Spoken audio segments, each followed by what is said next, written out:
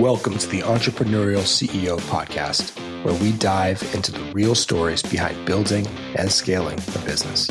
Each episode, we sit down with CEOs, founders, and leaders to uncover hard-won lessons in leadership, systems, and team building. Listen in each week to learn directly from real business leaders who have been in your shoes, had success, made the mistakes, and all of the messiness that comes with building a business. If you're ready to learn from real-world leaders and gain insights you can apply today, you're in the right place. So let's get started. Hey everyone, welcome back to the show. Today's guest is someone who's built one of the most talked about brands in franchise world. Bennett Maxwell, founder and chairman of Dirty Dough Cookies. Really interesting story. What started out as a single cookie shop quickly turned into this rocket ship of a business with over 70 locations, hundreds of franchises sold, and a brand that, which I love and I want to hear more about, went toe-to-toe with some of the big giants in the space. Bennett's story, more than just about cookies, it's something that's I'm passionate about, talking about mental fitness, leadership, and building a business that sometimes gets messy in the best way. Bennett, you faced some legal battles, which again, we want to get into just because it sounds fascinating. You scaled super fast, but you stayed true to your values. And you recently took Dirty Dough through a major acquisition with crave-worthy brands. So today we're going to dive into all of that. As I mentioned, you've got a fascinating story, what you learned, what worked well for you, and what you can share with our listeners that they might be able to take back to their businesses. So thank you so much for sharing your time with us, and welcome to the show. Yeah, absolutely. Andrew, Michael, super excited to be here. Thanks, guys. Yeah. All right. So let's start with the backstory.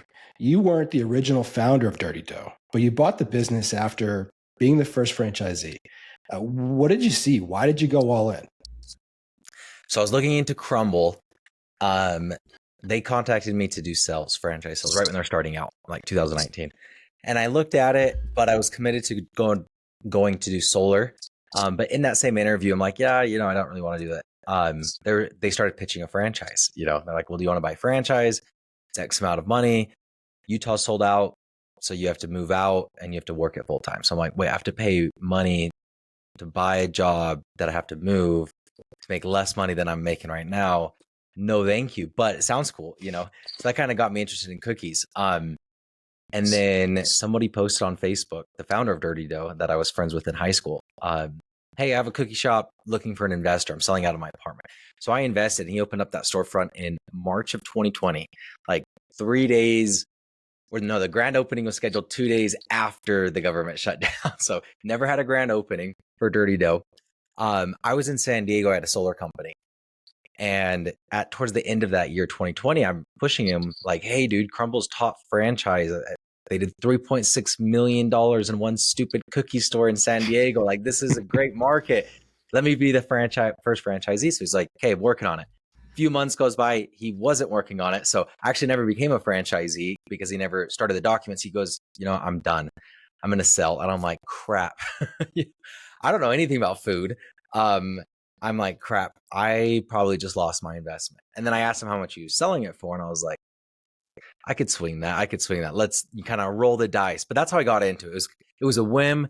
And I just listened to a podcast saying true wealth was in buying real estate and businesses. I had a handful of rental properties, never considered buying a business. So I'm like, hey, what the hell? So bought it, took about a year to franchise it. And end up redoing the entire company other than, I would say, the name, like the branding, the messaging, the logos, the systems, the recipe. But it was still, for me, not being a great operator, but I think I'm a lot better at scaling something, So even though I ended up changing it all, it gave me a lot of confidence. Like, okay, at least I'm buying something that works somewhat.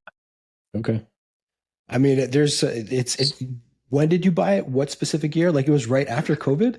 Right during COVID? It was, let me think. It was like December 30th of 2020. So basically 2021 is when I purchased. Wow. You got to think, like, most people would, think, okay, COVID's happening, like, I'm out, right? They wouldn't be willing to, number one, most people would be willing to take the risk at all. And then if you then compound that with taking the risk during COVID when everything is shut down, and now you're talking about having a physical location, right? So, I mean, that takes some guts to go in. It takes some guts or some stupidity, and just like, but I developed this mindset in, I think it was Rich Dad Poor Dad first, is work to learn, not to earn. And that kind of translated to, if I'm knocking doors, because that's what I started doing when I was 22, got home from a Mormon mission, started, knocking doors. And you could see other 22-year-olds making six figures or $500,000 knocking doors. And you're just like, okay, well, what are they doing that I can't learn? Right. Mm. I don't know, like probably nothing. It's a tonality other than me changing my appearance, like I can copy everything else. Not just what they're saying, but how they're saying it, how I'm picking up on body language and things like that. So I think that's pretty applicable to anything, right? Like what somebody else doing that you can't learn, or hire somebody else. And I'd met the Crumble founders and they seemed like great guys, but they were crushing it. It didn't seem like they were anything special. So, and I'd also seen the I guess the gap in the market of like, okay, Crumble's doing really well. They're reinventing the cookie category by doing these large gourmet, multi-flavored cookies. Every week there's something new. Where the cookies have been around forever. Mrs. Fields, Great American Cookie, Insomnia Cookie, all cookie companies that have been around for, several decades, hundreds of locations. But Crumble kind of reinvented it, made it exciting again. But what they didn't do, they made it very inefficient. Everything was made by hand. Like you have 50 employees before you could open, which is crazy for one store. Everything's weighed by hand, inconsistent, and then balled by hand, portioned by hand. So I kind of saw the opportunity of Crumble's expanding the cookie space in this large gourmet, exciting giant cookie category, but their back end model and how they're making their cookies is very inefficient, high labor, all of that. Can I copy Mrs. Fields? They've been around for 50 years now. Great American Cookie Company, 50 years now. Like, how did they make it through all of those recessions? Well, they centralized their production so that you could operate with, one employee, one oven, 500 square feet. So Dirty Dough was the initial vision, and what ended up being created was that kind of a merge of a Mrs. Fields and a Crumble. Consumer facing, we're more like Crumble, but back end model, we're trying to copy. I mean, both ends, I'm just copying things that already worked and just combining them together. Yeah, you're putting it together. That's brilliant. Love that. Yeah, this is super interesting. Okay, so and did you cluster? Because if you say you're going to do back end production, that was going to be centralized, which meant that then the product would go out to all the locations, to the franchisees.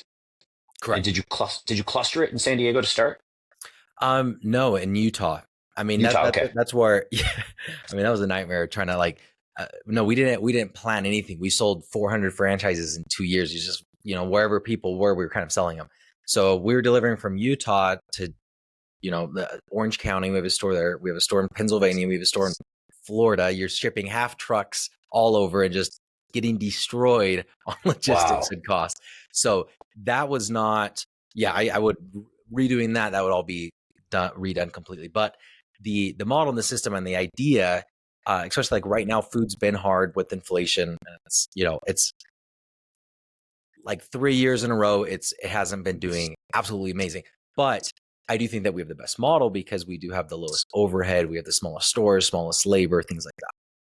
That was interesting. So you could have a super small store. You could have the operator hire somebody, or they could work it themselves. So you took all the back end stuff out of it. How did you deal with those issues though? Because of shipping and half truck, half loads and all that type of stuff. How'd you solve for that? I mean, hiring somebody from England Logistics that's been there for, a decade, that was really good. That helped us out. So getting good hires and then continue making mistakes, raising money as well.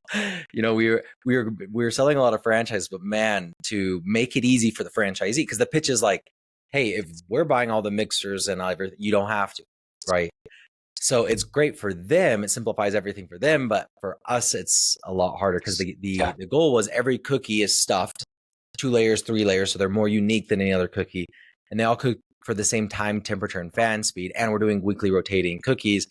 We'll take care of all of that at corporate. We'll just ship it to you. You walk into your freezer, grab any cookie you want, put it on a cookie sheet, put it in the oven, press start. So it's like, it's easy for them, but it's a lot harder for us. Yeah, I mean, it was just spending a lot more money, I guess. I raised about just over $9 million in the 2 years, month by month, just squeezing by 50K here, 100K there. And I'm like, come on, I got to make payroll.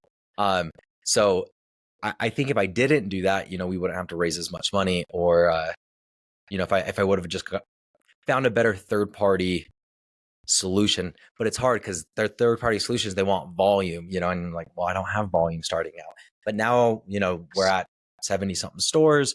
That's all figured out. We no longer do our own logistics. We don't actually do our own production either. We've outsourced all of that. That was one of the first things that Craveworthy did. They're like, nope, this is way too complicated, too much money, too many different business verticals. We'll revisit this at like 300 stores.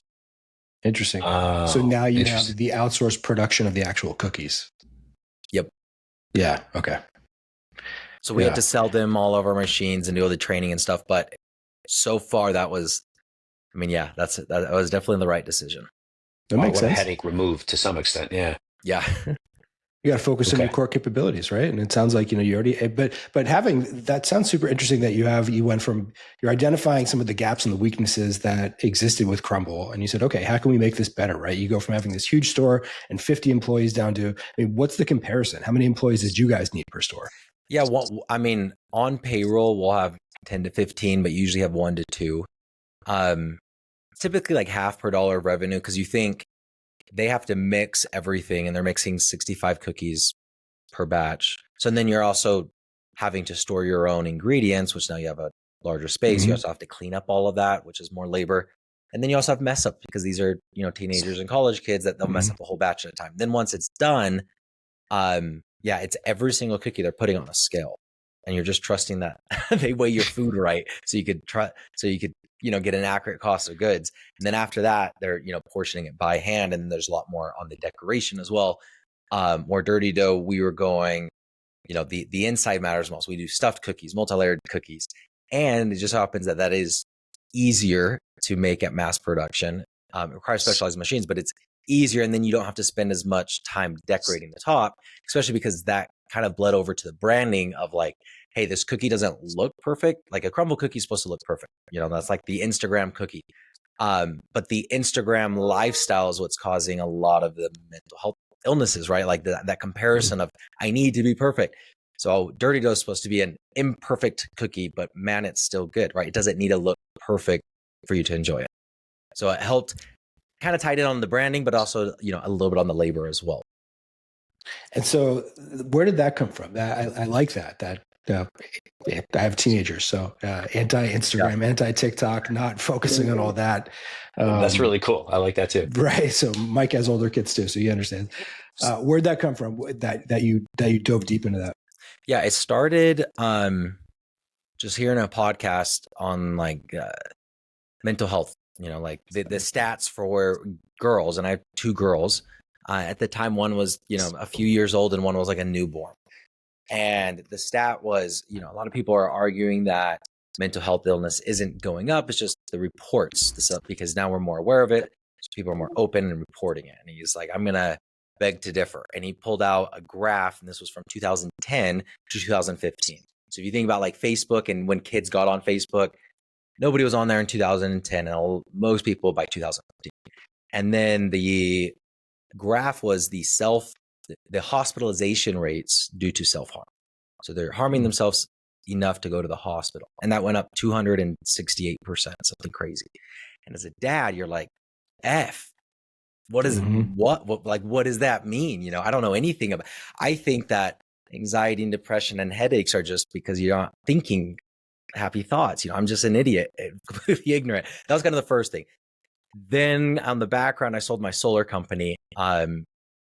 And I had a goal that I wanted to be a millionaire before 30 because of, I don't know, right? TV, I don't know. I had the goal. But if I was able to achieve that, all the goals, all of my issues would go away. Well, surprise, they didn't. Nothing really changes. You get a dopamine rush, just like, if you smell a nice flower, you get dopamine and then it goes away. So I kind of went through that, and I got up to 310 pounds. So I'm like 120 something pounds lighter than I was. Didn't have a great relationship with my wife. because it was all for I will take my foot off the accelerator when I get the $1 million now, right? Yeah. And then I got there, and then I'm like, okay, this is amazing for an hour, a week, whatever it was. So I started seeing a therapist, noticing like, okay, well, I set a material goal, I got the material goal, but I'm not feeling the way that I want to feel. Why didn't I set a goal based on feeling, right? Like that's what I'm ultimately after. I'm after an emotional state where I've always ignored emotions and like, no, I'm a logical person, but like logically speaking, we're all emotional, right? Like logically speaking, we only do things for an emotional state. So kind of put it together on like being very anti-therapist to wait, there's trained professionals on how to help you achieve the emotional state. And that's our number one goal as humans. Like, yeah, I'm going to start doing that. And that was very impactful. Got a business coach as well, put together a mission statement. So it's, if I do this again, it's not worth it. Everything I just went through wasn't worth the payout. So what is worth it? And anyways, went through a bunch of different activities to find the mission statement, which I narrowed it down to joy and fulfillment. Like you want to be happy, but not so much like happiness on every day, but just a joyful life, and then fulfillment because you feel like you're progressing and accomplishing things. And then I threw in, so that was the mission statement. Then I go back to my business coach, hey, here's my personal mission statement. What's my business mission statement? He's like, dude, it's the same thing, you dummy. You know, like your business is an extension of you to achieve your mission statement. So I'm like, sweet. So then it developed to finding joy and fulfillment despite life's dirtiness in yourself and others. So despite life's dirtiness, you know, for me, don't wait to sell your solar company. And then obviously it's a play on words for dirty dough. And then you focus on yourself first, then everybody else after. So then it was the mission statement. Sorry, I'm going long on this. And then how do you tie it in? Like what does cookies have to do with mental health or, you know, joy and fulfillment? Well, how do you get joy and fulfillment? It's your thoughts, right? It's your mindset. It's your mental health, whatever you want to call it. So that was the first pillar that I wanted to build everything. And then dirty dough started to mean the dough is dirty because we focus on the inside of the cookies. And then that's when I really went all in on 2-layer cookies, and we developed the world's first 3-layer cookie, which is funny. It's like, yeah, I mean, it sounds funny, but peanut butter dough on the outside, chocolate dough in the middle with a caramel injection, something like that. Yeah. And then I wanted to bring that into the brand. So like the packaging says, life gets messy and that's okay. We care about your feelings. The inside matters most, you know, on the windows and kind of everywhere. And then it's a little bit easier when life kicks you in the freaking teeth and you think you're going to go bankrupt every freaking day to be like, wait, I'm fulfilling a purpose though. I'm not just after money. I'm after something a little bit bigger. And it also helped guide a lot of, I mean, pretty much all decisions, major decisions on like, do you want to take this person's money as an investor or that person? Do you want to take these terms or that terms? Rather than measuring it based on what I think will make me more money, I measure it based on what's going to bring me more joy and fulfillment. And that's an easier question to answer. Yeah, it's a great filter. Love that. Mike, you're all about values. What do you think about that? Well, I love listening to this because, you know, my personal mission statement is all about, you know, living a life that is able to help others live their best life. It's about impact on others. And, you know, but for me, it turned out to be super specific around entrepreneurship.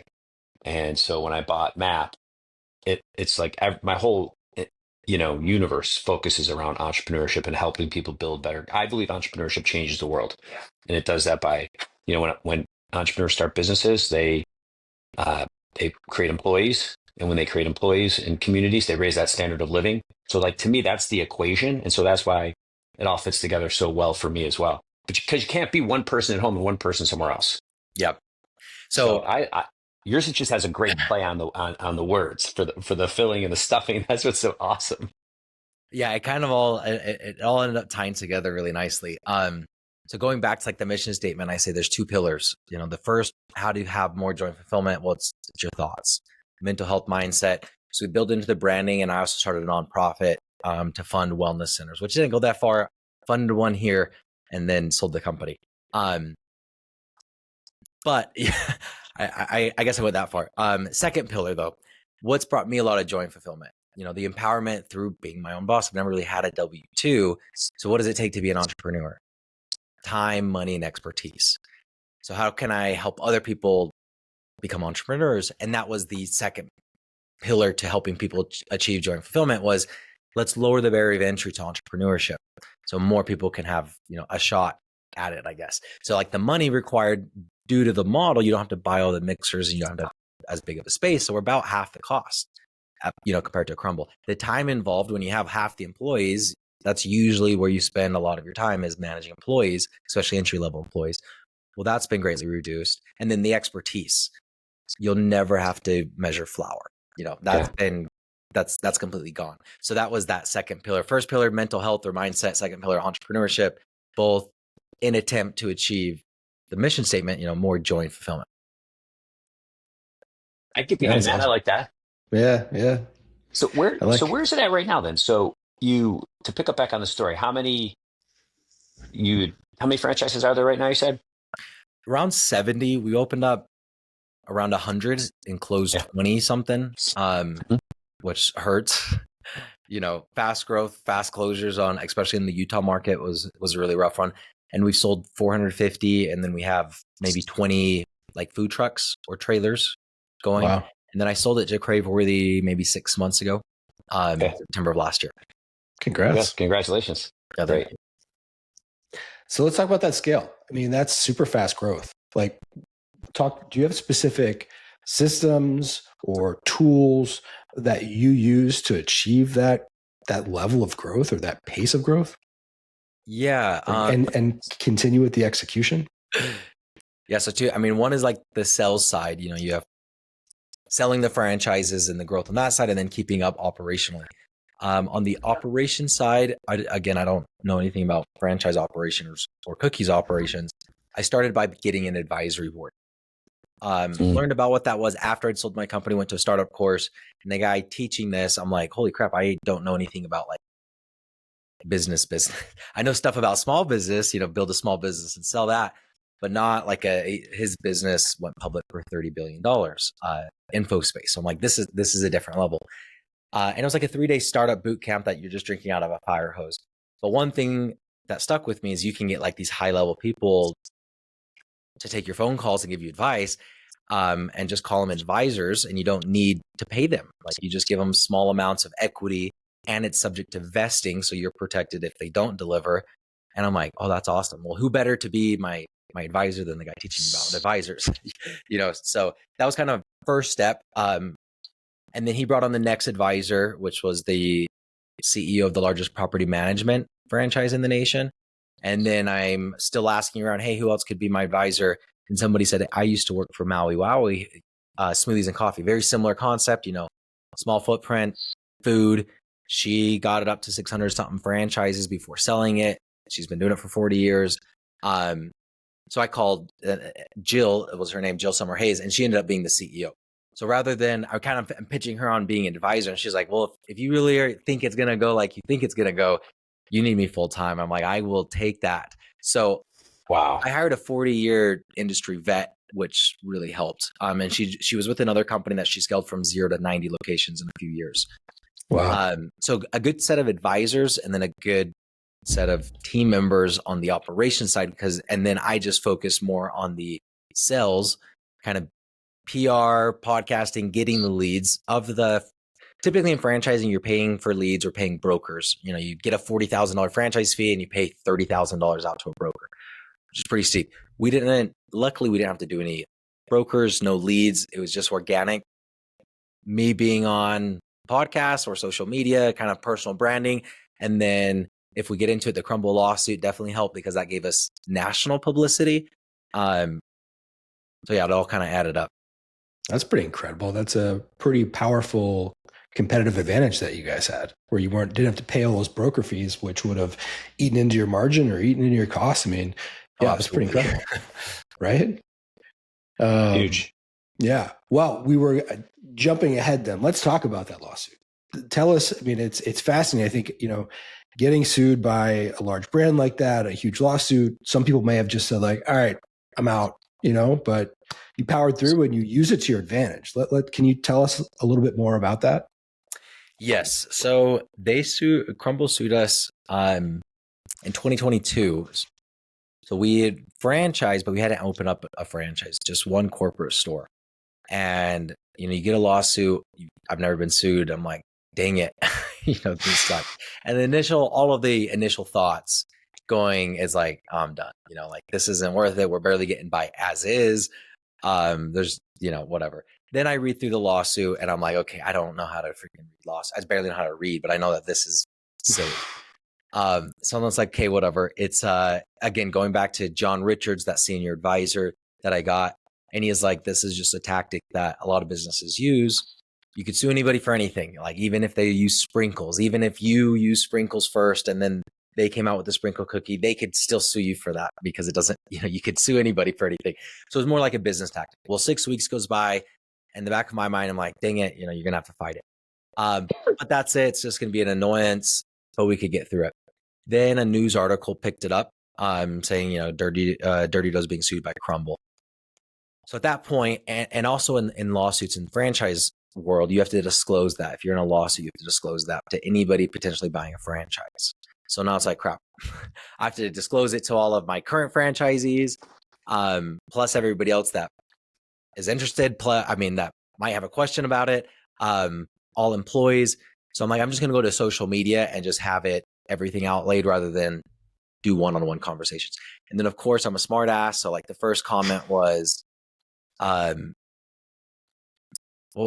I think it was just a screenshot saying, Dirty Dough or Crumble, $1 billion company, suing Dirty Dough or startup with one freaking store over sprinkles.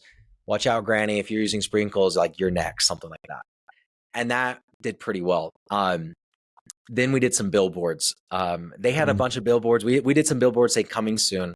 And this is in Utah County. There's only one freeway and we're across the street from each other. So we threw up some billboards, Dirty Dough coming soon. They'd never put up a billboard in 5 years. Then the next month, there's $50,000 worth of billboards. Like every third billboard's a Crumble billboard. I'm like, we're the best.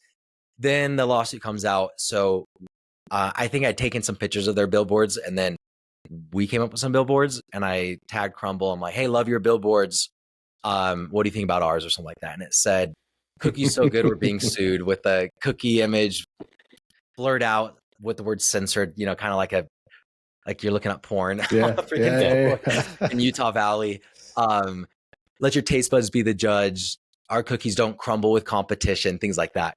And then that did really well on social media. And then somebody reached out to me and said, hey, let's do some videos. I'm a video producer. And then we did some videos that did really well, hundreds of thousands of views. And that got us on CNBC and Good Morning America, plus, 100 other news stations on the reaction and kind of being fun and playful with it. And then the David versus Goliath story. But ultimately, after 18 months through the lawsuit, we spent a few $100,000 and nothing really came out of it other than, 400 franchise sales. That's what came out of it, right? More positive than negative. I love those ads, by the way. The ads you guys created are awesome. Oh, thank you. Good. Yeah. It reminds me a little bit of Dollar Shave Club. And it's just like sometimes one video can go viral. This was obviously, I love the way you played on this. That is, I haven't seen the one with the one that you were just talking about, the censored one. I got to see that one. I got to look that one up. I think that was my favorite do you one. think you would have been able to achieve the same level of scale without it if that hadn't happened? No. Do you think that was a catalyst? Somebody would have given me $5 million and said, go sell 400 franchises. Maybe I could do it. Yeah. Maybe I couldn't though. The amount of publicity, looking at any franchise work, because that's what I'm doing right now. So I've sold and now I'm doing franchise sales for Craveworthy, and I formed a brokerage and I picked up a few other brands as well. And you have really good brands, like one that I'm 15 years in business, 0 closures. The average store is making $300,000, perfect track record. Why aren't they at 1,000 locations? They just don't know kind of that sales piece and a lot and that lead source. So I've been helping them with that. So anyways, I think that the lawsuit was as good as it gets as far as publicity goes. But I shouldn't say that like the lawsuit didn't help us. It was my reaction to the lawsuit, right? They sued other cookie companies, even in that same initial article that said, Crumble suing Dirty Dough and Crave cookies. Well, Crave didn't do what we did. So it's not the lawsuit, that helped us. It was the reaction and being fun and playful, and I guess not hiding from it. Yeah, Well, 100%. because I like the way that you went into it. There was so much, a personal brand of a CEO these days, is so tied to the company. And so I like the fact that you leveraged both of those together. It's just like you leaned into it. What did these 400 franchisees, how did you get past the hurdle that was, hey, we're being sued, but you still want to sign up? How did that work? So luckily, the lawsuit was just really, really poorly written. Okay. And I did like a LinkedIn campaign on like, here's every point that they're suing us over. And out of the 13 points, 10 of them today on your phone, you could verify that they're wrong. Like, it's not a he said, she said battle, such as they put 6 pictures of side-by-side pictures of their products versus our products. A Twix cookie, cookie with a Twix, cookie with sprinkles, a crumble cup with vanilla ice cream, and dirty dough cup with vanilla ice cream. Just like, and then somebody pointed out on social media, hey, all of this is timestamped. Of these 6 examples, you guys actually released 5 of them before they did. I'm like, they're suing us when they copied us of 5 of the 6 examples. So it was a verifiably false lawsuit in most cases. And then, getting our attorney and just like, here's the risk. If we do lose, we maybe have to rebrand. But do you think anybody's really walking into Dirty Dough and to the turquoise blue, buying a box of stuffed cookies, walking out, taking a bite and like, oh shit, I thought this was crumble. Dang it. They got me. Like, no, that's never happened. There's not one customer that's ever been. So it was a hurdle. But it was usually just a quick phone call to get over. See, I think I think you said 2 things today, which I think are important lessons in. You can't control what happens to you, but you can control how you respond, right? So like huge from an entrepreneurship perspective and just life in general, everybody has opportunities, but most people don't seize them. But like when your friend was starting it and then shut it down, like you could have just walked away and be like, ah, man, I just lost a bunch of money, shit. But you didn't, right? You pounced on that opportunity and you bought it and then continued grinding away at it and built it.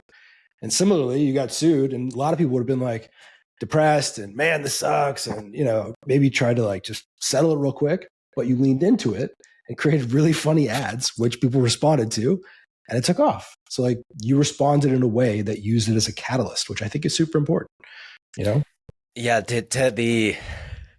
I think the key to business, at least, when you're in the depths of hell and you're like, am I going to make it? I would listen to a podcast called Business Wars. It's like a 5-episode series with like voice actors. So it's entertaining. It's like you're watching a movie, but listening. And we'll go over like, Walmart versus Kmart. And then you find out that Walmart almost went bankrupt if they didn't get a $2 million loan that night. So Sam Walton flew 3 different places and, closed something right before then. And FedEx versus UPS, and FedEx, he had $6,000, but his payroll was $12,000. And he's going home to shut down his company. And he saw Vegas at the airport. And he's like, what the hell? Goes to Vegas, gambles his $6,000, makes enough money to make payroll, stays in business. And if you've read Shoe Dog or heard that book with Nike, like every 3rd week they're almost going under. So it's what's the difference? You just keep going. It's not like a crap, it's not working out for me, I need to go find something else. It's like, no, this silo or whatever I'm trying to do isn't working out for me. Let me go try something else. And just, I don't know, all the big giants have those, we almost failed. And it's not usually just like one time. It's usually a lot. So like, much of success is persistence. Yes. It's persistence. You have to be. And this reminds me of like in the beginning of the conversation when you were like, what can I learn, not earn? And that's what happens when you take these chances. And like when you bought the business, it's all about continuing to learn from our failures. So I'm going to check that podcast out, by the way. It's really good. That sounds kind of good. Yeah, that sounds really cool. Some of those stories you just mentioned, the Walmart, Kmart, the UPS, FedEx, I didn't know that. That's really interesting. Yeah, there was one like, Domino's, their one store burnt down and they almost went under. And you're just like, dang, these guys just freaking kept going. Yeah, I mean, the focusing on learning. Okay, so like with solar, I was in it over 6 figures of my money because you're paying for ads. The leads come in, you cultivate the leads, send out a sales rep or whatever, sell it, then go through permitting. I mean, it's months. And if you're spending $30,000 a month and you have to wait at least 3 months. So I'm like sweating bullets. Like, is this going to work? Or am I just going to lose all my money? I dropped out of college And what I thought was, but when I dropped out, I didn't drop out because I didn't want to continue education, just not in that format. But I'm like, I'm still committed to spending the same amount of time, money, and energy that I would have if I went through the medical school route. And that decision, I think, was really good because, and then it was like, okay, I just need to learn more, right? You just need to take more courses or read more books, and really focus on the education piece. And like, if this business fails, I lose 100 grand. But did I learn more in this 6 months than I would have in a 4-year business degree? Probably, So measuring it, I guess, with that metric is anything when you're not measuring it against money, I think is easier to be able to measure it. Like if I'm a door-to-door sales guy, commission only, every single day I start with 0. So it's like, crap, that guy told me no, I'm a failure because I didn't make any money. But if it's, I'm just trying to get better, that guy told me no, and now I know how to adjust my pitch on the next store. It doesn't matter if I didn't sell that because now, my metric is I want to become a professional communicator, not have all the money in the world. And that makes it a little easier. And then I kind of bled into that, with joy and fulfillment.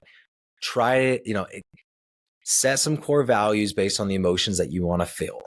And then when you have decisions to make, use that as your metric. Like, is this going to help me feel more or less of this? Because it's so easy to like, okay, I'm going to work nights and weekends right now so I can be with my family later. Why not just be with my family right now on nights and weekends? Like, that makes 0 sense to me. But that's what I did for so many years until it finally clicked. I'm like, wait, why am I sacrificing now for later when I could just have it now? Well, it's because I didn't define really what I wanted. I wanted $1 million. That wasn't what I really wanted. I wanted joy and fulfillment, but I didn't dig deep enough. Yeah. I also think for entrepreneurs, there is no later. It's always, you're always going to be doing something. So you have to find a way to live your life while you're doing it, at least in my opinion. Being an entrepreneur is about having an integrated life. Someone will say, I was talking to somebody the other day, and they were like, what's something what's a piece of advice you bring to our readers, which are all, or our listeners, which are all entrepreneurs. And I'm like, take your family with you on the journey. Mm-hmm. Like, it's lonely trying to do it by yourself. And so the sooner you realize that you can integrate your family into this, because this is a way of life. Once you're an entrepreneur, it's not like you just flip it off. It's like, but figure out that way to integrate everything into that so that you can live the life you want to live and not exclude the people that are most important to you. Yeah, exclude all the people that you're supposedly doing it for while leaving them on the side. For sure. But you combine. Go ahead, Andrew. No, go ahead. I was going to say you combine that with what you said earlier too, because I love the fact that you say like it all starts with me. Like you had to make sure that you had your, you understood your physical body, your mental body, all the emotions that go along with you being at your best. And you dived back in and said, I've got to fix this because everything else is going to flow from it. I thought that's how we need to think as entrepreneurs. Yes. And if I could comment on that. So it's probably about a year ago. Yeah. April of last year, I felt like I was, so I brought on Greg Majewski as the CEO in December of 23. So he's been CEO for like 5 months. He's the owner of Craveworthy, who ended up eventually buying it. But he was on as CEO first. And when you go from 0 to 100 stores in 2 years and you have no experience, it's not like we kept meticulous books. Like we had bookkeepers and accountants and everything, but it was just too many entities, too crazy. First thing he did was just like, I'm not paying. Well, we're paying employee like payroll and utilities and rent. Everything else, we're not paying anything until I could get my hands around everything. Anyway, so everything's like coming down on me, and now I'm also out of the position making seat, But I think it was good because I needed that stress that you couldn't sleep, that you feel like you're gonna die, to realize like, wow, let me just reflect on my life. I told myself that everything was going to be easy or different when I sold my first franchise. And then when I sold 10 franchises, and then when I opened up the first store, and then if I only had a dozen stores open, and then if I only had 50 stores open, I'm like, okay, this is never going to work. If my internal state is based off of an external factor, which in my mind is like, I have all these problems. If I just fix these problems, then I could be happy or I could be less stressed. It's like, that's never going to happen. It has to be, well, why do you have problems? with all of these things? Why do you have a problem if you do go bankrupt? Like, what's the problem with that? And then it's diving in a lot deeper on that side. And then I would say with that, I also think that most people, especially probably in an entrepreneurial environment, their nervous system is like you're in fight or flight, the sympathetic nervous system most of the time. And it's, how do you get your body to stop responding as if it's going to die? How do you get your heart rate down when you're just thinking about a business problem? That shouldn't happen. How do you get in your parasympathetic nervous system? And that's, for me, yes, meditation, all that, but I have like this thing that goes around your neck, stimulates the vagus nerve. I have a red light at my house, a sauna in my garage, a cold plunge, massage chair. Like, I'm going to go all in on me and fix why I have, like, rather than have, again, a million problems that I have to fix. I just have one problem. Why do I have so many problems? Like, if I could just fix that one problem, then why try to go do a million problems? I've been doing that for 32 years and they just keep arising. It's weird, no matter how many you solve. And I think that's been probably the most beneficial thing that I've done is, again, focus on one problem, which is, why do I have problems with, why am I identifying so many things as problems? That's pretty cool. Well, I like that. Just zoom out. Well, if I can attack all of them, it'll work. Well, I just heard something about like the to-do list. He's like, I'm a pessimist. And most people, if you ask them what it takes for them to be happier, they're going to list a few things that they need to do, right? It's, if I could just complete this to-do list, then I'm going to be where I want to be. And then it's like, well, just reflect on your whole effing life. Has that ever happened? Like, have you ever done one thing that's given you everlasting happiness? No, or else you wouldn't be continuing to search for it. So it's having a pessimistic attitude and realizing that you'll never get done with your to-do list, because as soon as you complete it, you just get more. But once you realize that, then you could be free from it, because then it's not, oh, I have to complete my to-do list. It's like, no, it's just, there's a never ending to-do list, and that's fine. I'm just going to do what I am capable of doing and then continue on the next day. I also think it's learning to enjoy the journey and the process and not the outcome. Because I agree with you, right? You do get that, you sell a business, you hit some milestone, you get a quick dopamine hit, but then like life goes back to normal, man. Like it just gets, and then you're like, well, shit, where's the next one? Right. So you're just constantly chasing instead of just like enjoying that process and that journey. And there was, Mike, you might know, or maybe Bennett, the Eagles just won the Super Bowl. Oh. The wide receiver who had just come over and he won it. He's like, I thought that when I won, that I was going to feel amazing. And that was it. He goes, it lasted an hour. And then I was gone. Yeah. He's like, but I just love the process. And he's like, I love playing, I love competing. And that's what I love. And I was like, it's kind of the same thing. Yeah. And then again, going back to like, how are you measuring your life or your goals? Joy and fulfillment is a process. If I'm measuring it on joy and fulfillment, there's no outcome to joy and fulfillment. There was an outcome to $1 million. And that's why I think that was the wrong goal, because that goal was set on the destination. $1 million was the destination, where joy and fulfillment is, for me, it's focused on the journey. So yeah, 1,000% agree with you on that. Mm. Well, like, man, we went off on a tangent talking about, mental health and fulfillment and joy, which I think is amazing. I want to bring it back real quick because we're almost at time. When you were building and scaling your business so quickly, were there any unique systems or processes or ways that you operated during all that chaos of scale that allowed you to do things effectively? And we like to leave our readers with a little bit of like something tangible they might be able to bring back. Does anything stand out you might be able to share? Yeah, the first thing that comes to mind, Tim Ferriss 4-Hour Work Week. So I read this over 10 years ago, and it was, the website I think was Your Man in India. I heard somebody do a college paper for me. It was great. But the hiring virtually and overseas, I had quite a few people. Like the solar company was ran overseas. You could get people, the average wage is like $5 an hour. And I would typically hire them at that, $5 an hour. And then to prevent the high turnover that exists and like kind of that gig work VA, it's a 50-cent raise every quarter for the first 2 years. So you could double, basically go from 5 to 9, almost double it. The very first person that I hired in solar 5 years ago still works for me. So getting really good assistants, dialing in at what you're good at. Like I'm good at sales. My time is valuable if I'm on a social media or a podcast or on a sales call. It's not so valuable if I'm checking emails because I could outsource that, or booking calls, or following up with even all my leads. So the strategy that I've always done is you get a high level person and then you give them a full-time assistant, $5 an hour, $7 an hour to do all the menial work. And that seems to work pretty well. Now you also have to train, whoever you're hiring, if they've never worked with an assistant, on how to do that.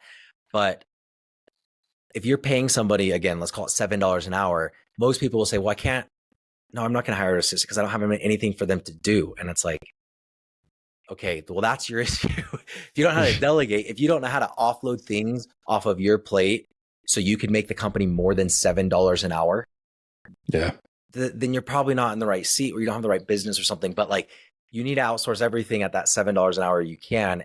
Virtualstaffing.ph, I think, is the website. I think it's like free for a week to go. You post a job application, you'll get 100 people that apply, and they have bachelor's degrees, master's degrees. They'll do video interviews, and yes, you have to navigate how to pay and all of that, but ChatGPT will solve all of that for you. So number one piece of advice, or one of the number one pieces of advice, I would say, look at getting an assistant overseas, particularly in the Philippines, using ChatGPT to say, what can it, how can they most help me, and kind of navigate those waters. And then I mentioned a little bit before, but advisors, go get 3 advisors, give them 0.5% to 1.5% of equity, subject it to a 2-year vesting period, set the expectation that they should be available for about an hour a week is all. And then you can have really good people in your corner that'll answer your phone, give you good connections. You're giving up 0.5% of equity or percent of equity, again, over several years. And then you can also use those people in, your business growth pitch. Like, nobody wants to buy a franchise from Bennett, but maybe from if the CEO of the largest property management franchisor is on my board, or John Richards with the, $30 billion exit, or Jill Summer Hayes with 600 plus franchises. And I think that clout and credibility, I mean, yes, they give the advice and that's where the real value is, but also the clout and the credibility gives you confidence and gives other people confidence to, partner with you. Oh, that's huge. That's huge. It's huge. For a small piece of equity, you're gaining so much. I'm sorry. I think it's talking over. I think it's virtual. What? I'll tell you, in virtualstaff.ph. And then it's like $100 a month after that first week. But I mean, in a week, you'll literally get 100 people. And then it's cool because not only do you have the resumes and you can filter with years of experience and all of that, but they'll do videos, because that's if they're foreign, what's the language barrier and things like that. Well, you could pretty much all of them have a 1-minute video of them talking. Makes it really easy. It's great. That's awesome. I love it. Mike, before we wrap, any more questions for Bennett? No, that was amazing. We asked a lot of great questions and a lot of great comments. Went down a couple of really good rabbit holes to go a little bit deeper on. I love that you're ending with advisors and virtual staff. I didn't realize that's Tim Ferriss talked about that back then. It's funny because I remember the website. It was yourmaninIndia.com. I wonder if it still exists. Wow. Because I have a couple of clients that we do business with that have full-blown teams in the Philippines, but they run them as full units. They all know each other. They work together. It's integrated into the U.S. culture. Yeah. And it's taken they could never be doing what they're doing in these industries, real estate and technology, without that staff. It's impossible. You couldn't compete in the United States, especially these days. So had no idea, trace back to that. That's awesome. Thank you for that tip. This has been amazing. Amazing. Well, cool, man. Bennett, this has been great. I really appreciate you spending your time with us. Before we wrap, where can people go to learn more about you or Dirty Dough or Crave? Yeah. Or what you're doing now? Bennett Maxwell, just my first and last name.com, has links to all social medias and Craveworthy and Dirty Dough, and the glow tanning was that other business. I try to post every day or twice a day mostly on the mental health business side, but also, I don't know, I get into a lot of consciousness and psychedelics and fun stuff as well. So anyways, I've had a great time though. I really appreciate you guys having me on. All right. That sounds like another thanks podcast again. right there. That's good. Go deep. This could be interesting. All right, Bennett, thank you so much. Everyone else, thank you for joining us, and we'll see you next time.